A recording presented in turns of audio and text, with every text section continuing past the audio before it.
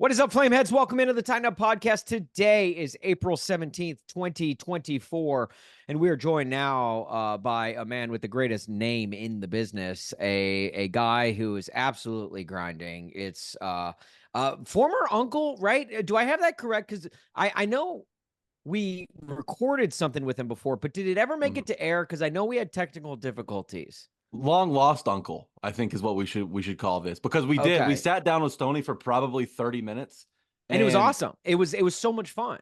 And the conversion process during that, we lost audio and we could never upload it. But we had so much fun the last time, so we had to bring it back. I think that just makes it more precious because that is time that only the three of us can treasure. It is, yeah. It is like the lost tapes, like the lost scrolls. Those will forever go down in podcast lore. I don't want to overhype it, oversell it, but it was probably the greatest 30 to 40 minutes of podcasting history that we made last year. So we're going to try and recreate that this year. And we got Stoney on, and Stoney does tremendous work with Sobros Network. And I'm not just saying that to suck up because we won Best Nashville Sports Podcast and Best Nashville Sports Podcast to not be nominated for Best Nashville Sports Podcast. But I am saying that because this guy does so much homework, the ins and the outs. Got a complete preview and draft preview of like every prospect you could even imagine, even guys that I don't even think are in the NFL. In fact, I think they went through every prospect twice over, and they were like, well, what do we do now? And I think they threw in a few hockey prospects in there as well. Like, that's just how extensive this draft thing is. It's with stacking the inbox, obviously, our guy Zach Lyons, who we are bitter rivals with from F Words Pod. But Stoney is here to join us. So Stoney, and I would be remiss if I did not start here, okay, with everything. And we're going to get to a lot, but we need to know, like, prospects in and out. You know what it takes for them to be great. You know what it takes for them to be highly rated and highly sought after. So I have to ask, what do we need to do as the Tighten Up Podcast to get rated and onto the big board of Jake Robertson, who listed all of the best Titans content creators around and failed to mention the Tighten Up Podcast? Yeah, that was a tough scene from our boy Jake, man. Jake does some pretty good work, but he had like 80 people on that list, and I didn't see either of you guys. I didn't see the Tighten Up account. I don't know what kind of vendetta Jake has against you guys, but maybe, you know what? I like Jake. I like to think I'm on good terms with Jake. Yeah. Let me see I think everyone is, honestly, except for us. I don't know. Let me see if I can bridge this gap, boys. Let me see if I can put my diplomat hat on and just try to be an ambassador.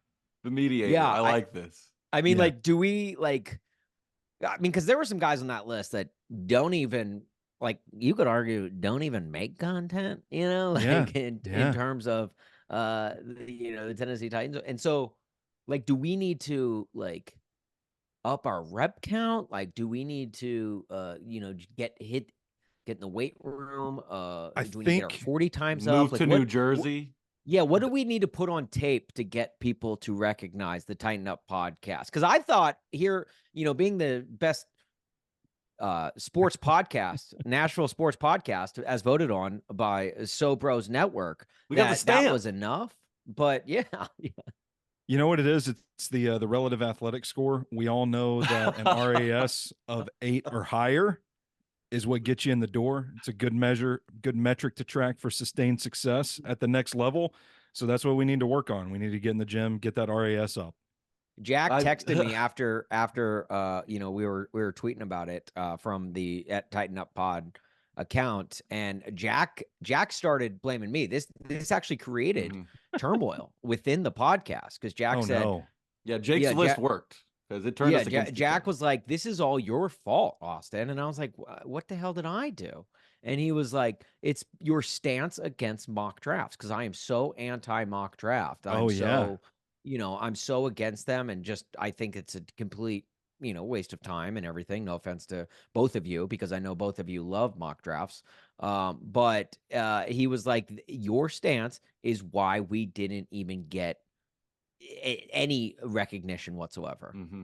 You know what I think it might be? I think Jake might be threatened by you guys and all the awards in the trophy case. And maybe he's like, you know what? If I leave them off this list, it'll pit them against one another. They'll implode, and that's one less competitor that I've got to worry about. Maybe That's that's what it smart. was. If he thought of it that way, that's a chess move. It's And like you know Titans what? podcast Succession. Yeah, the game of podcasts. You're right, Stoney. Hey, RAS, since we're on the topic, let's just go ahead and get into this thing because I know that you're in draft Let's mode do right it. now. You're Nashville's native draft wizard. We're happy to have you on here. I want to know, Stoney, what is your most ideal scenario for the Titans on Thursday night? Is it stick at 7? Is it trade back and gain more picks, more darts to throw at the board? Is there a prospect you hope falls to the Titans at that 7 spot? What is the most ideal circumstance for Stoney Keeley when it comes to the Titans' 7th overall pick? I'm a big trade back guy. You said more darts to throw. I really like that. I also like the Chip Kelly offense at Oregon, where he was like so focused on number of plays because it increased your opportunities to score touchdowns. That's what I want, baby. Give me more draft picks. I mean, you know, within a certain reasonable limit. Like, don't trade your first round pick to move back and pick up the 7th you gave for Leroy Watson or anything like that.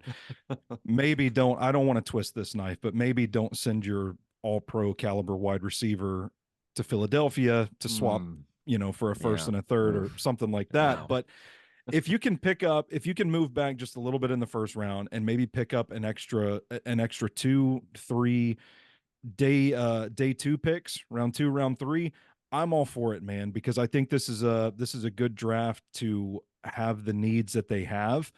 And I think they're going to be able to get some value in the later rounds of this draft with guys that either have the athletic traits to be coached up and to be role players, or guys that I think have the experience to start in the NFL. I think it's a good year to do it.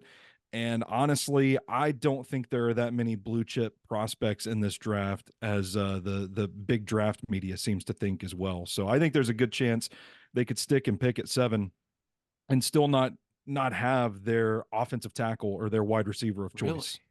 Really? Okay. Now, when we're talking trade back, you know, the Buffalo Bills at 28 are going to need a receiver. They're probably going to try and move up, but there's teams in the teens that also need a quarterback, wide receiver, offensive line, whatever it may be, that might jump up to 7 or might be interested. We've already seen the Raiders put out calls. I mean, they put out calls before this thing even got going. How far back is too far back in a trade back for the Titans? You know, I wouldn't want to go back into, you mentioned Buffalo there at 28. I wouldn't want to go back that far. Like if you can get back into that like 11 to 18 range, depending on the other compensation, I'm cool with it. But I do think there is a point in this draft where the first round talent kind of falls off a cliff, and it is right there around that 20 to 21 mark for me. So I would still want to get somebody that is a relatively safe high floor prospect. And I think to do that, you do have to have a top 20 pick this year. Yes, because we know the Titans' history of picking in the 20s lately has been a little shaky, right? Yeah. You To know, say the Caleb least. Farley, Isaiah Wilson, you go all the way back, and Kenny Britt, Kendall Wright are a couple more guys that have been thrown in there. Rashawn Evans, I believe, was in the mix. None of those dudes are in second contract. So it hadn't gone well for the Titans when they're picking in the 20s. But, you know, if the Titans do move back, that means they're going to miss out on the 2 guys that a lot of people have circled for the Titans, which are Malik Neighbors and Joe Alt, 2 guys that the Titans have met with multiple times. So if Tennessee opts to move back in that 11 to 18 range, who is a guy or a couple of guys they should be looking at? Not a very popular name, but I'm a big fan of JC Latham. I think he's rock steady. I think he's the most powerful offensive tackle in this class. Really strong grip strength. He can come in and play on the right side week 1. I think there are some issues with his footwork where he kind of gets tangled up sometimes, and maybe a more seasoned, experienced pass rusher can take advantage of that and knock him off balance. But I think at Alabama, he was able to get by with it because he's just so strong and girthy that even when guys try to punch him off balance, they're unsuccessful at it. I like him a lot. I like Tali Fuanga a lot as well. I mean, pure violence with his hands, another right tackle both of those guys, along with Amarius Mims out of Georgia, who is an athletic freak that probably has the highest ceiling of any of the offensive tackles in this class, all three of those guys are right tackles that have said at one point or another throughout this process they would be comfortable switching to the left side. Personally, I'm not a big proponent of that. I know that it's worked. There are cases of it working, and the Titans do have Bill Callahan, who is considered one of the best, if not the best, offensive line coach in the NFL. But I kind of want where the Titans are at right now. I don't want to be tweaking and tinkering with things too much. Like if they played right tackle in college, play him at right tackle in the pros for now. I think, people are overthinking Olu Fashanu quite a bit as well. It sounds like he might slide into the teens for some reason. I don't know. People are freaking out because of his little baby hands. He's got like Kenny Pickett sized hands, but I don't know how that impacts the offensive tackle, because I don't think it impacts grip strength necessarily. And it doesn't look like an issue that pops up on the tape for me. So I would be happy with any of Fuanga, Fashanu, or Latham. If you're looking at receiver, I'm a big Roma Dunze fan. He's my favorite player in this entire draft. Really? I don't think he's going to fall to the teens, but if he were there, say they only move back to like 10 or 11 and 4 quarterbacks do go in the top 10, like there are some whispers about, man, I'd be doing cartwheels if they could land him as well. Grip strength and girth are a couple where I know Austin's at full attention right now. And I know you guys are getting me all hot and bothered, honestly, with all this talk. Maybe I should get into the draft a little bit more. But yeah. Stoney, you named just about every first round tackle aside from Joe Alt. Is it a Joe Alt issue that has you wanting to move back, or is it, is it something else? Why not Joe Alt? I don't think that he's going to be there at 7 for the Titans to pick. Really? Okay. Because I would not be surprised. There have been, throughout this entire process, there have been rumblings that the Saints were looking to trade up to get him, that maybe he was that caliber of an offensive tackle that a team right there in the 10 to 15 range that didn't want to risk missing out. They're just, a left tackle away. They would trade up, do what it took to get up to 5 to get him. There's been a lot of talk that Jim Harbaugh wants an offensive tackle. The Chargers have been linked to J.C. Latham recently. He does kind of look like a Harbaugh tackle, but I also think that Joe Alt could be in play for them, where, it doesn't look like there's a clear need at left tackle right now. But if you start doing the math and you think about the future for the Chargers, you can slide Joe Alt in at left guard to play his rookie year. And if he's good, you can kick him out to left tackle, and then you won't have to pay Rashawn Slater the massive contract that he's going to require, because he's a good left tackle. So that's the piece that I feel like a lot of people are missing when they say, oh, but the Chargers already have a left tackle. Well, you can move some things around to make sense for Joe Alt to be the pick in LA. But I also don't think people should rule out New England going for Joe Alt. They need a tackle. They've got the pick right there at number 3. I don't think it would be a reach at all. He's my favorite offensive lineman in this class. I don't know. At this stage, I think people are getting too cute with the quarterbacks. I don't see 4 quarterbacks going with the first 4 picks. And I think this is going to be one of those surprises on draft night where everybody was sleeping a little too much on Joe Alt, and I think he's going to go pretty high in this class.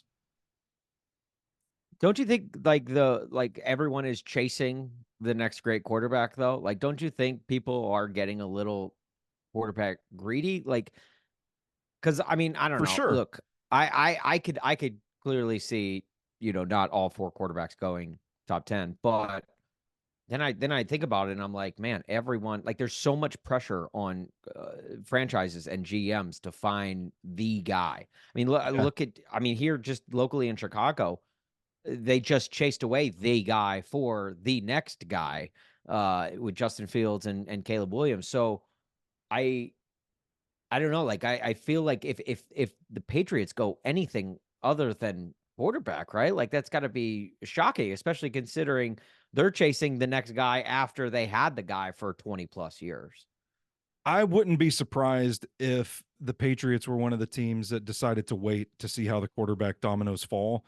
Like, get your blue chip left tackle, and then let's see if, let's see where we're at in the 20s, where, Bo Nix goes, where Michael Penix Jr. goes, where a guy, Michael Pratt out of Tulane, I think looks like a guy that can play in the NFL and kind of fits as like a prototypical Patriots kind of quarterback. So I think that could be the move there. But to your point, Austin, I don't think it's just that there's pressure to get the quarterback right, but I think that since you've seen guys like Patrick Mahomes, Josh Allen find success in the NFL, and now we're seeing it with Will Levis and the Titans, like people are willing to take a gamble on guys that have one or two really elite traits. It may not be like the well-rounded, polished prospect that you used to look for out of a quarterback, but if you can get a guy that's kind of traitsy, I think there is pressure to find that guy.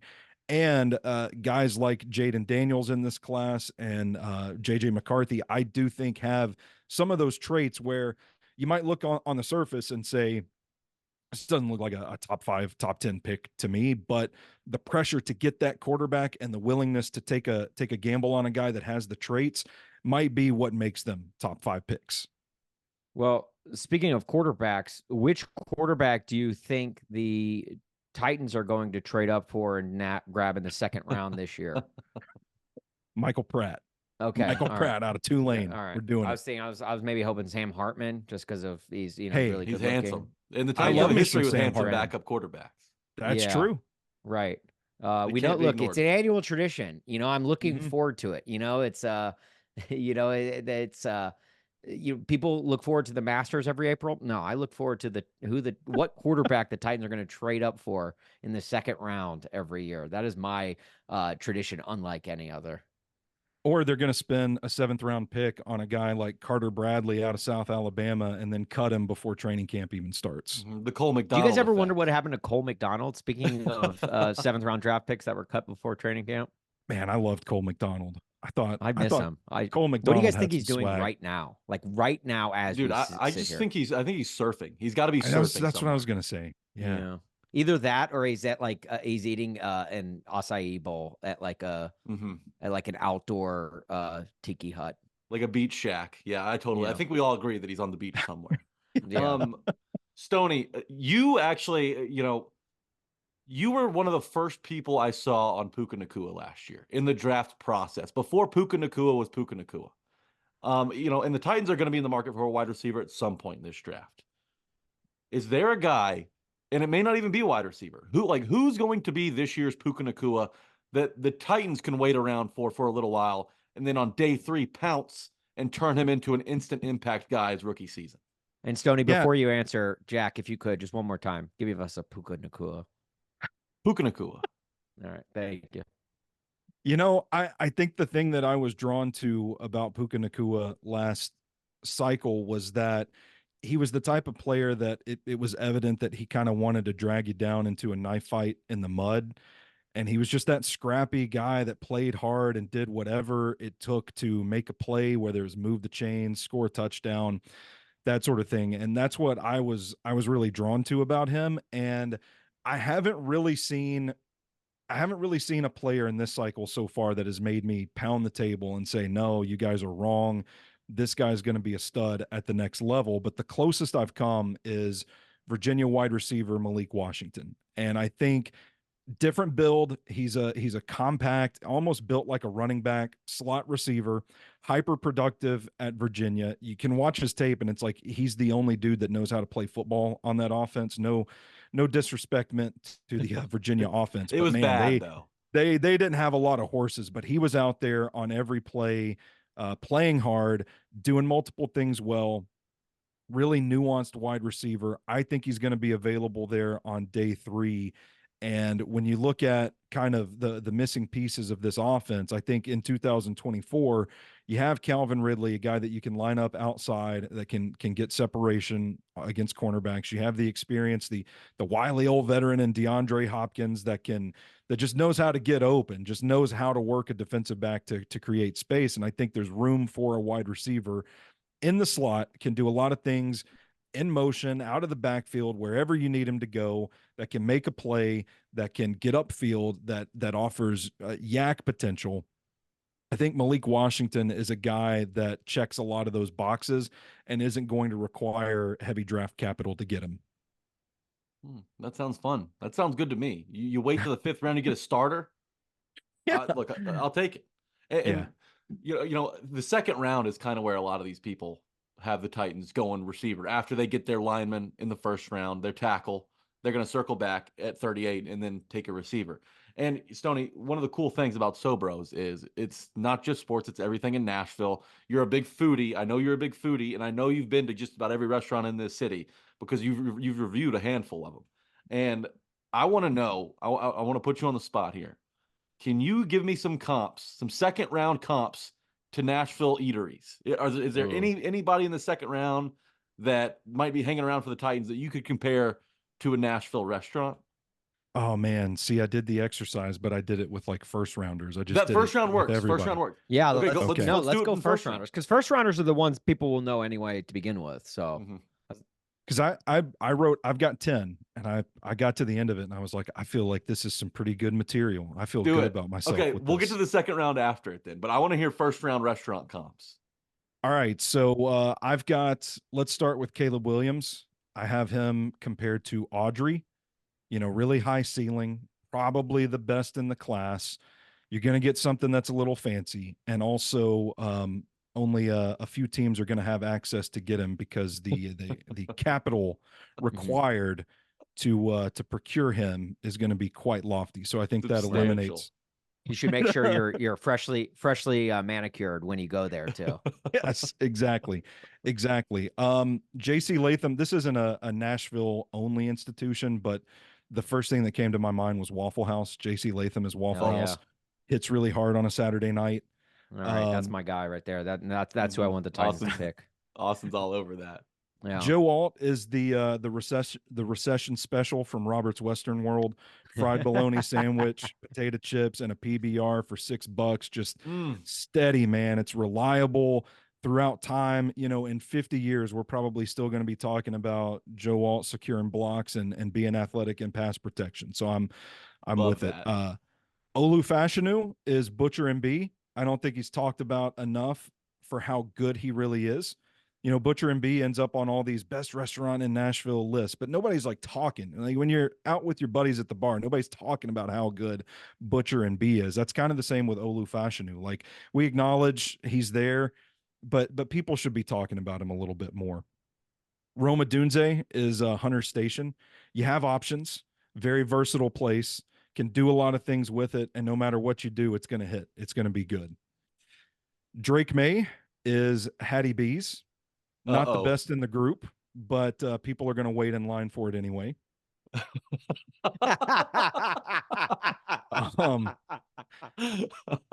Marvin Harrison Jr. is Tootsie's. Like we get it. We get the history. We get the institution that is Tootsie's. But I'm kind of just ready to talk about something else for a little bit. Like, Here. Respect, but like, can we talk about some of the other places? Right. And I'm a little discouraged that Tootsie's did not do any pre-draft workouts for anyone. Any of the Talisi Fuanga is Party Foul. If you catch him on the wrong night, you'll be crapping your pants. Oh, no. Brock Bowers is 5 Points Pizza. Clearly the best in class, but what's really the competition? Wow. Brock Bowers shade. And then the last one I have Zach Frazier, center out of West Virginia, is Dino's. Might not get the fanfare from the casuals and the tourists, but the real ones know how good it really is. The dudes who know ball know about Dino's. You're exactly That's right. That's right. That's pretty great, Stoney. Wow, Stoney Keeley, ladies and gentlemen. Stoney Keeley. Well done, dude. That was phenomenal, honestly. And just goes to show you what was potentially lost last year with the tapes of our draft. All the more reason, and you know, before I gotta point out, you guys, like, listen, there's so many, like, you can get a lot of draft guides out there.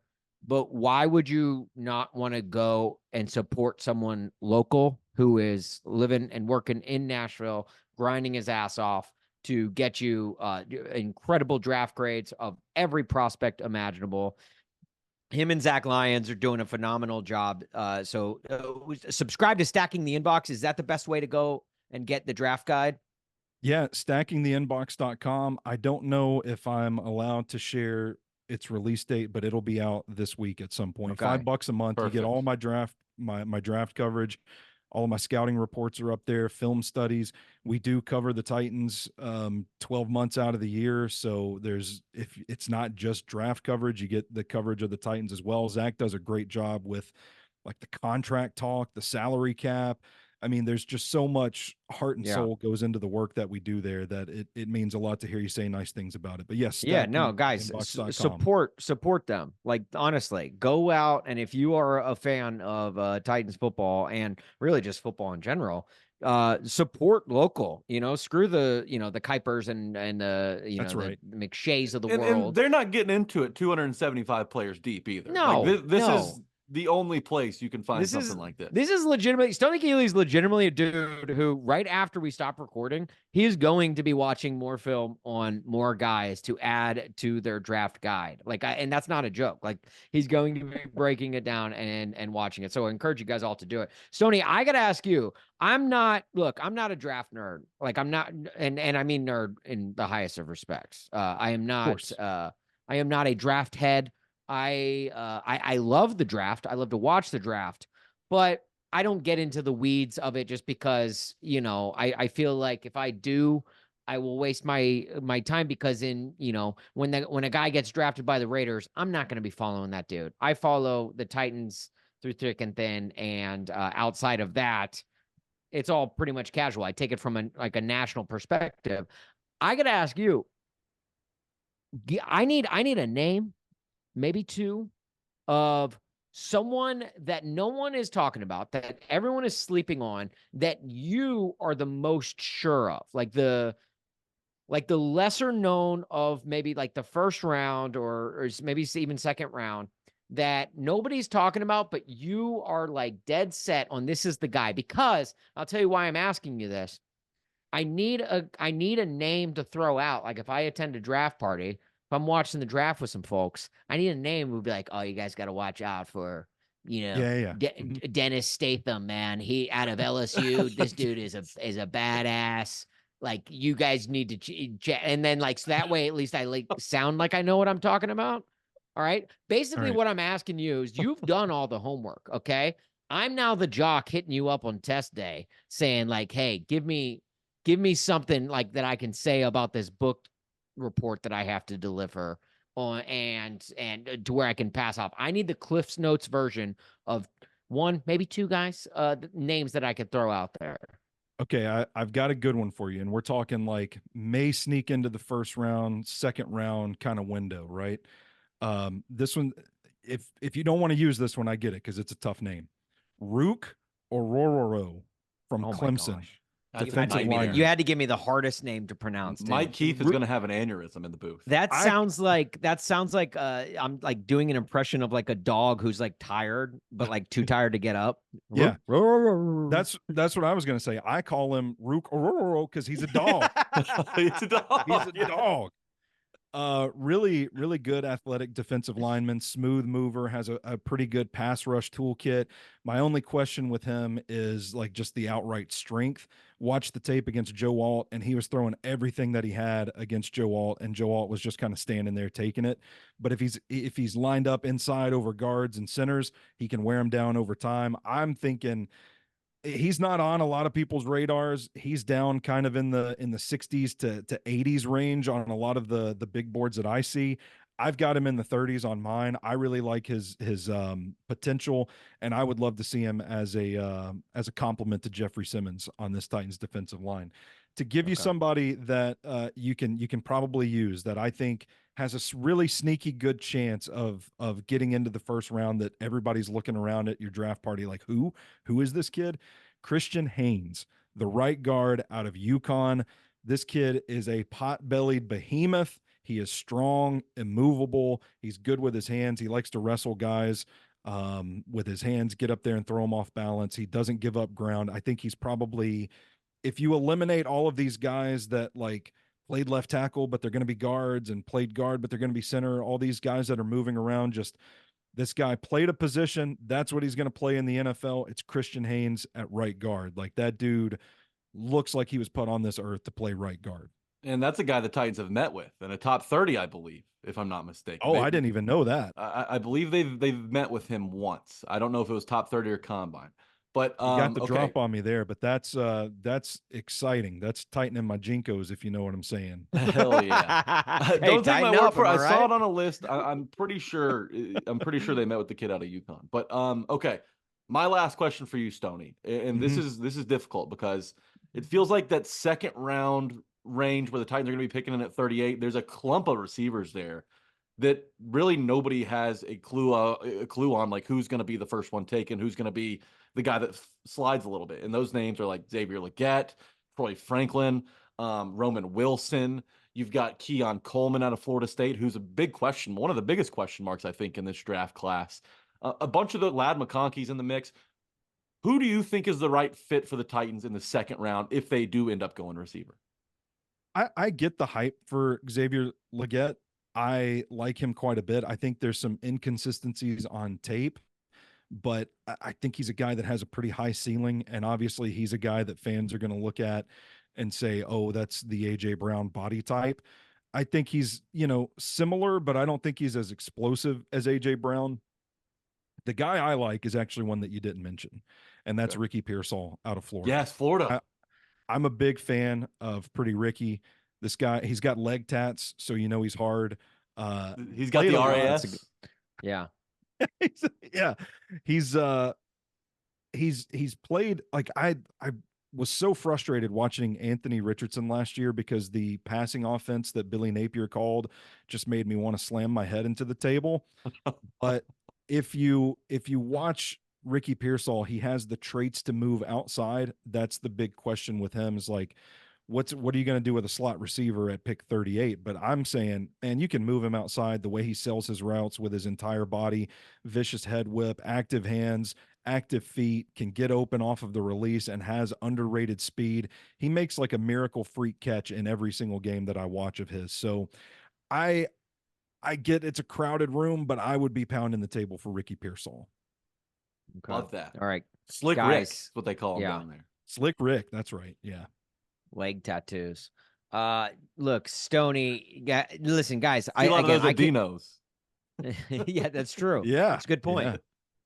I got to remind everyone, guys, go to stackingtheinbox.com, go and subscribe. And for very cheap, you can get, honestly, some incredible draft coverage. And why would you not want to support local, support the guys that are in and of, the Titans community, and that truly do great work. And I mean that by 80% of that great work coming from Stoney, and only about 20% probably coming from Zach Lyons. But no, seriously, Stoney, you're the man, dude. Thank you so much for taking the time to join us. I know every second that I take up of yours is a second I'm keeping you away from film, and a second that's only going to be a second longer to get that draft guide up at stackingtheinbox.com. But so we're gonna let you go. We're gonna let you get back to watching film of dudes with dog barks for names and leg tattoos. Yeah, thank you guys. I appreciate you having me on. Always appreciate you guys. I'm happy to hop on anytime. One more question for you, Stoney. What's coming up on Sobros? Ooh, good question. Man, it's been quiet. It has been quiet this week. Brandon still has a couple of movie reviews up there, and Stephen McCash wrote a really good piece about the most underrated SNL cast members of all time. Ooh, I actually don't know. Like, I am so in on the draft right now. I actually don't have. Oh, I got a new Yankee Candle review coming out soon. Beautiful. I'm in the market. Majestic Mount Fuji is the fragrance. Damn. Oh my gosh. Now I'm getting tight in my Jinkos. Is Stoney, can you give me one spoiler? Is Taron Killam on the most underrated SNL cast members list? Don't believe so. No, not that I recall. I guess. All right. That to me is a guy who was greatness for a very short amount of time. But we'll save that for our SNL Up podcast. There we go.